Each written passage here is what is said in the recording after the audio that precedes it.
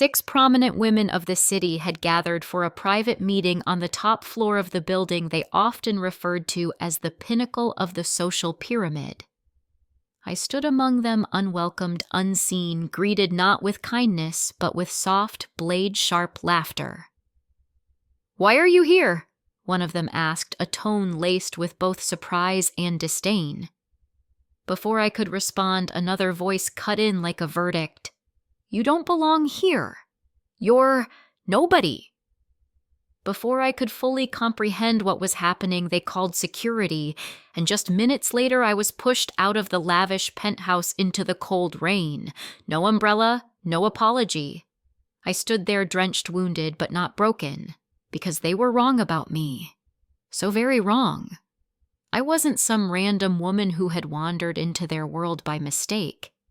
I was Evelyn, and what they did that day, it marked the beginning of a reversal they could never have predicted.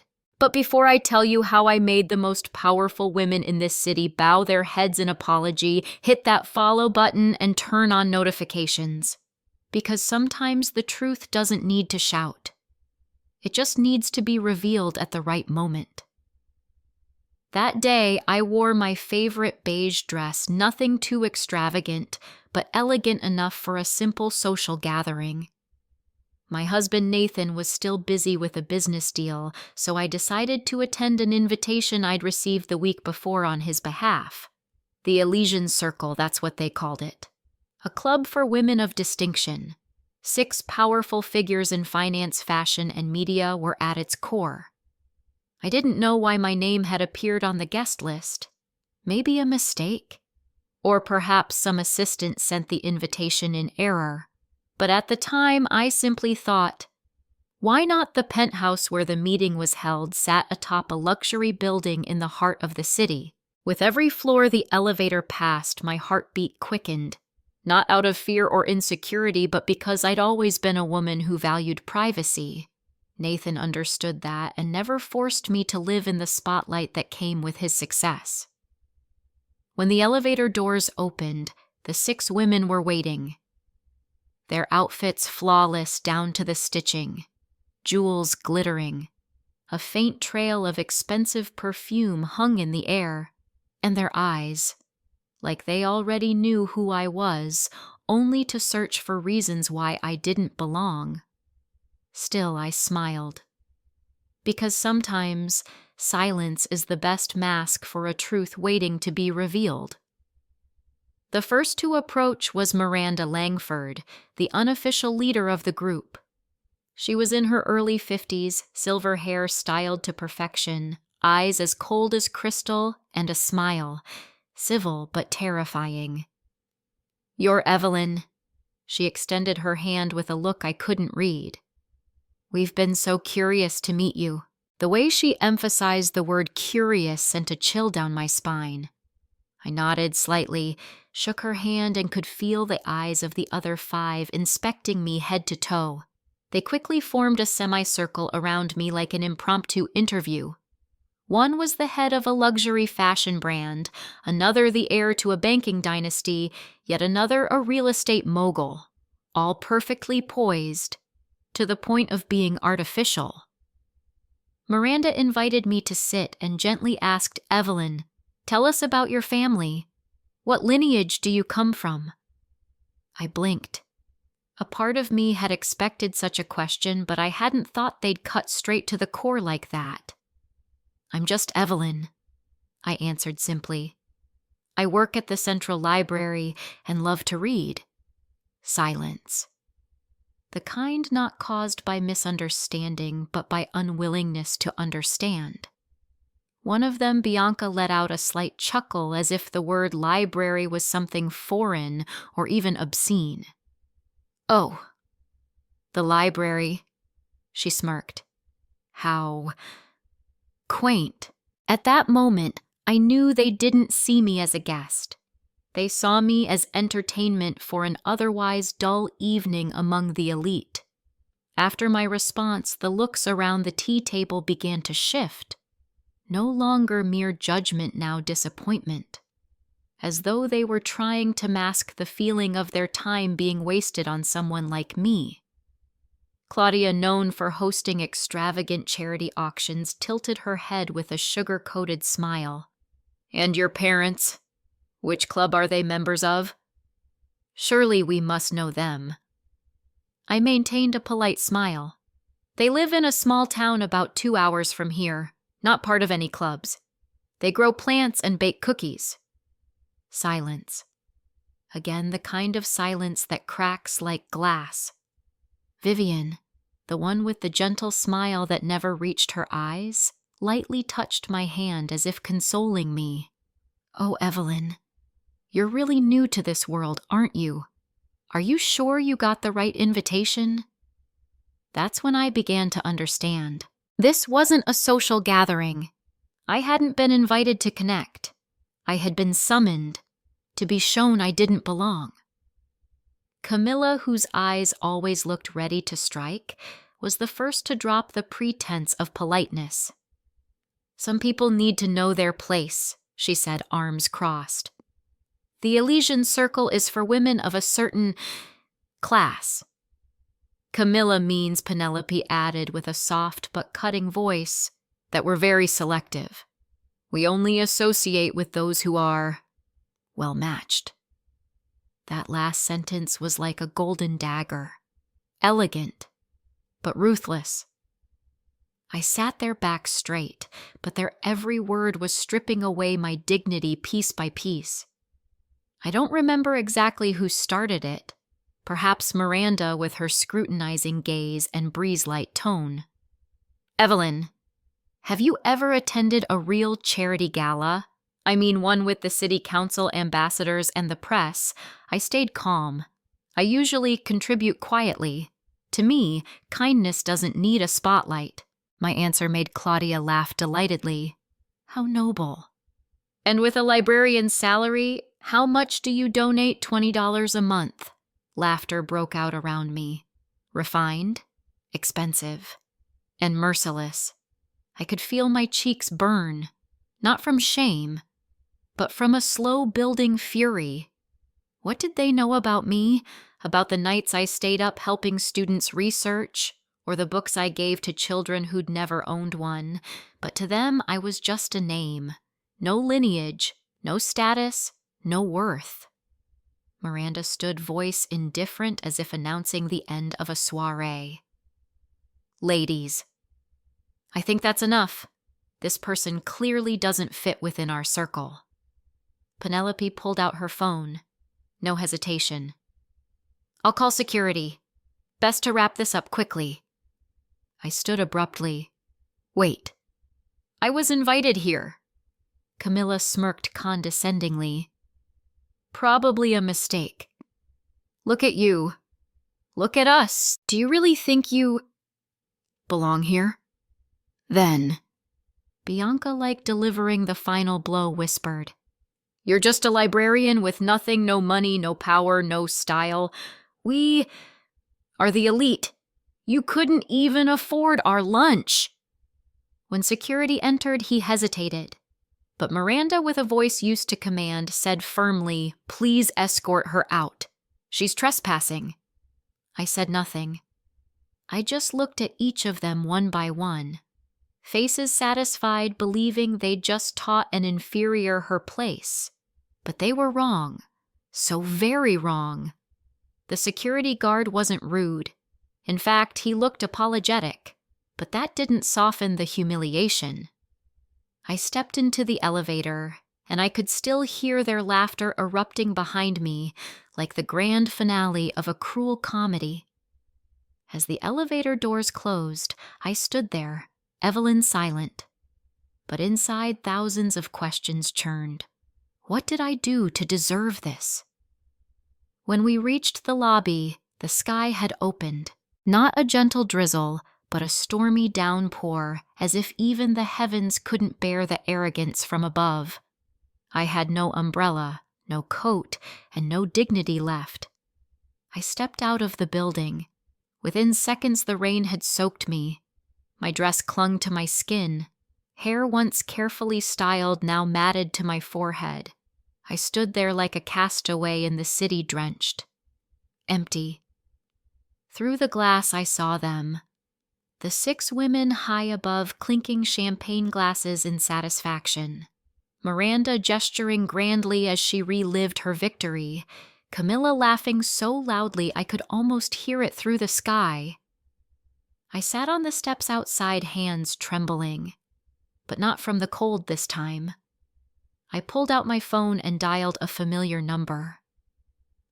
"Nathan." My voice cracked. "Can you come pick me up? I'm downtown. It's pouring. And I'm not okay. I'm on my way. Send me your location. Now." I sat there in the rain staring up at the lights above. They thought they'd won, that they'd cast out someone beneath them. They had no idea. The real storm was just beginning. About 20 minutes later, a car pulled over sharply by the curb. The door flew open. Nathan jumped out, heedless of the rain pouring down on his shoulders.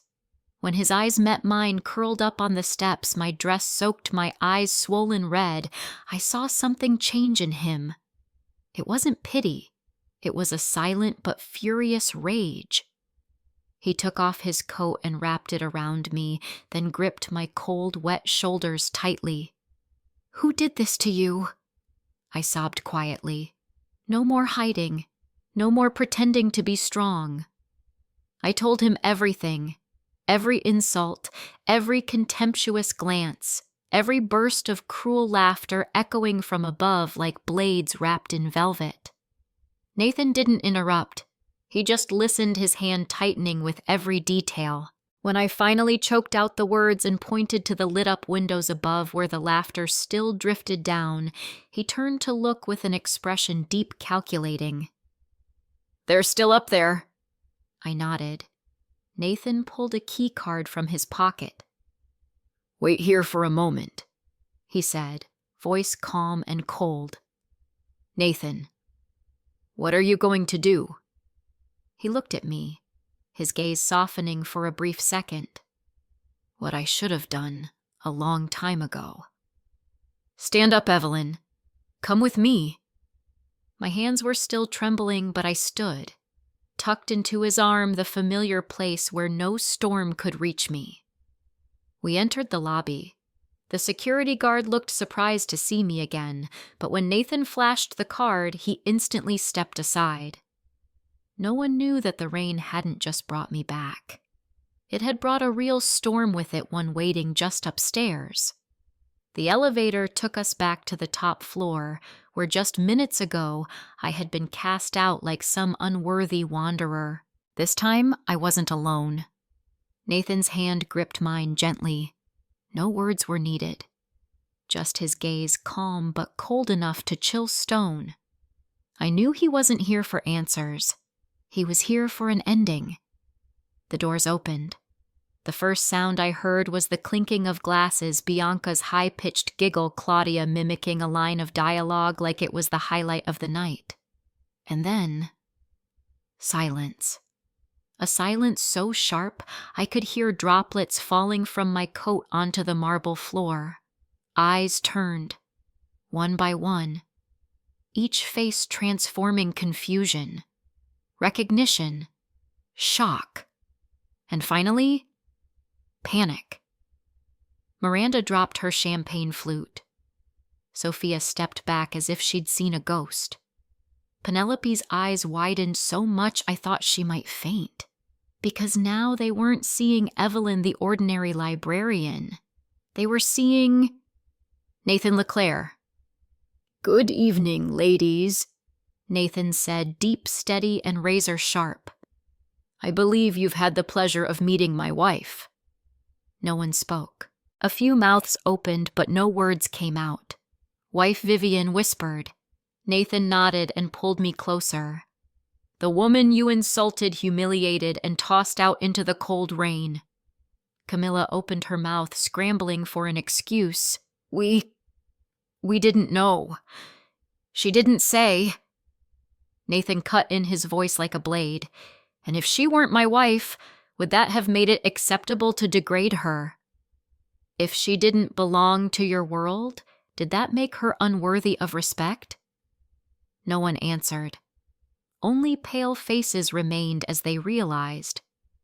It wasn't me who didn't belong in the world they thought they ruled. It was them. No one said a word. They just stood there, 6 women who had held all the power now, as if placed under a spotlight in a courtroom without a defense attorney. I quietly opened my bag and pulled out a set of documents bound in a gray leather folder. I placed it on the coffee table in the center of the room. The same table once filled with wine glasses and smug laughter. "Before you rush to send apology flowers," I said calmly, "perhaps you should take a closer look at the name on the ownership title." Miranda glanced at the folder. Her eyes locked on the first page where the bold letters read, "Owner Evelyn LeClaire." Sophia stepped back. Catherine covered her mouth. Claudia looked around as if seeking an exit. "No way," Camilla whispered, barely a breath. I tilted my head, smiling not bitterly, just with cold truth. 3 weeks ago, I purchased this entire building, including the penthouse you're currently renting to host your elite gatherings. Penelope clasped her hands, face ghost white. You're Evelyn LeClaire, from LeClaire Pharmaceuticals." I nodded. "Granddaughter of the founder. When the building went up for sale last month, I simply reclaimed a part of my family's legacy. In that moment, I didn't need to raise my voice. I didn't need to scream that they were wrong.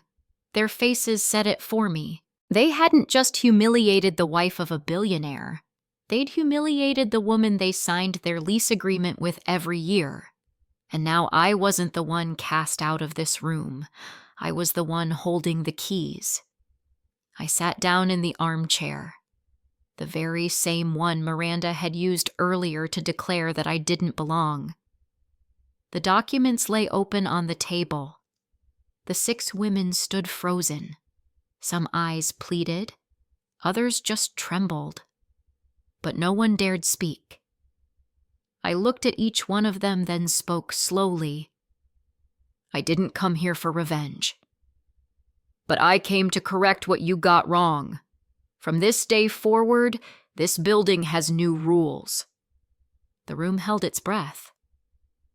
"Rule number 1, no one, whether they are a janitor, a security guard, or a visitor, shall be judged based on their background, profession, or appearance. Everyone who enters this building deserves to be treated with basic human respect." Understood. They all responded in unison almost immediately. "Yes. Rule number 2, I continued, voice steady. The Elysian Circle, as you call it, will be disbanded.